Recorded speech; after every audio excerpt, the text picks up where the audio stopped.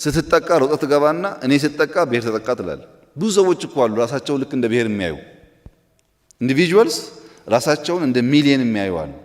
እነሱ ከሚጎዱ 100 200 ቢሞት ችግር እንደሌለው የሚያስቡ ሰዎች እኮ አሉ። ሰው ነው ብሎ ለሰው ክብር የሌለው ለብሔር ክብር ከየት ያመጣል? ኢትዮጵያ ማለት የትግሬ፣ የአማራ፣ የኦሮሞ ሀገር ማለት አይደለችም። በጣም ብዙ ህዝቦች ያሉባት ሀገር ናት።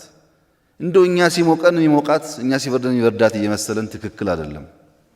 ብዙ ህዝቦች አሉ ዋጋ እየከፈሉ ድንበሯ የሚጠብቁ ህዝቦች። ይህን ታሳቢ ያደረገ ሁሉም ኢትዮጵያዊ ይኩራ የሚል ነገር አስፈላጊ ነው። በአንድ ጽንፈኛ ኦሮሞ በሙሉ እያሉ መፈረጅ፣ በአንድ ጽንፈኛ አማራ እያሉ አይጠቅመንም። ይሄ እንኳን በብሔር በቤተሰብም ጽንፈኛ ሞልቷል። ከልጆች መካከልም የሚያስቸግር አለ። በሱ ምክንያት ቤተሰብ አይወቀስም። እና ትልቁን ፒክቸር እያየን ካልሄድን እንደ ትናንሽ ነገር ባየን ቁጥር አገር የሚፈርስ እየመሰለን ከሰራን አደገኛ ስለሚሆን አርቱ ከዚህ አንጻር ስራውን ቢሰራ በተደጋጋሚ የትግራይ ህዝብና ቲፒኤልኤፍ አንድ አይደለም፣ ብልጽግናና የአማራ ህዝብ፣ ብልጽግናና የኦሮሞ ህዝብ አንድ አይደለም የምንልበት ምክንያት ሁሉን ነገር ፖለቲሳይዝ አድርጎ የመውሰድ ነገር።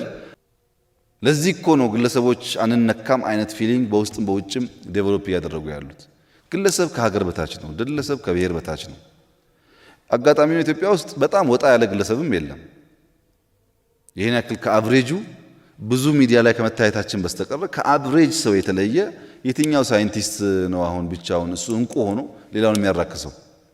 ትክክል አይደለም። ይሄ ማህበረሰቡን የሚያናጋ ነገር እንዳይሆን መደረግ አለበት። ከዚህ አንጻር ደግሞ የእናንተ ጉዳይ በጣም ኢምፖርታንት ይመስለኛል።